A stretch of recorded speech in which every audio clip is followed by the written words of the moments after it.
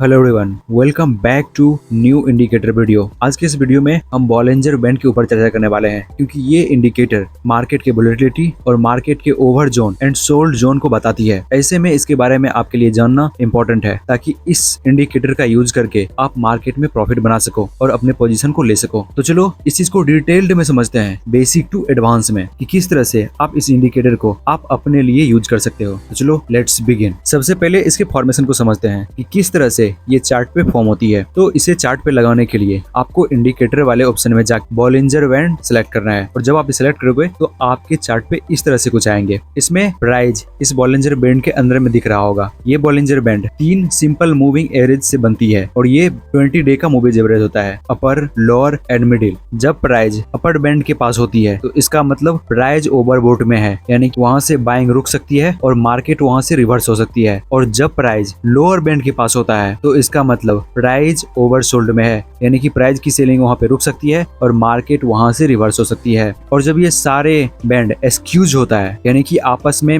मिलने लगता है, तो इसका मतलब कि बड़ा मूव आने वाली है। और इसी चीज में आपको यूज भी करना है, यानी कि जब आपके चार्ट पे ये बॉलिंजर बैंड एक्सक्यूज होने लगता है, यानी कि सारे बैंड्स अपर में सिकुड़ने लगता है और प्राइस किसी जोन में फंसे होता है या फिर कोई पैटर्न बना रहा होता है, तो उस टाइम आपको अलर्ट हो जाना है, क्योंकि वहां से बड़ा मूव आ सकता है। और जैसे ही ब्रेकआउट होता है तो वहां पे आप अपना एंट्री बना सकते हैं। और सिर्फ बॉलिंजर बैंड को यूज करके ही आपको अपना पोजीशन नहीं बनाना है, उसके साथ साथ आपको RSI जैसे ऑसिलेटर को भी यूज करना है, और उसके साथ साथ आपको वॉल्यूम को चेक करना है, यानी कि जब ये सिकुड़ता है और जब प्राइस ब्रेकआउट करता है उस टाइम वॉल्यूम भी बढ़ना चाहिए, तब माना जाएगा कि वो ब्रेकआउट असली ब्रेकआउट है। और जब ब्रेकआउट बाइंग के साथ होती है तो वहां पे आपको RSI को चेक करना है कि RSI ओवर सोल्ड में होना चाहिए, यानी कि बिलो 30 या 30 के आसपास RSI होना चाहिए। तभी जब ब्रेकआउट अपर साइड होती है तो वो जेन्युइन ब्रेकआउट हो सकती है। सेम नीचे के साथ भी करना है, जब नीचे ब्रेकआउट करती है प्राइस तो उस टाइम आपको वॉल्यूम को चेक करना है कि उस टाइम वॉल्यूम बढ़ना चाहिए, और उसके साथ साथ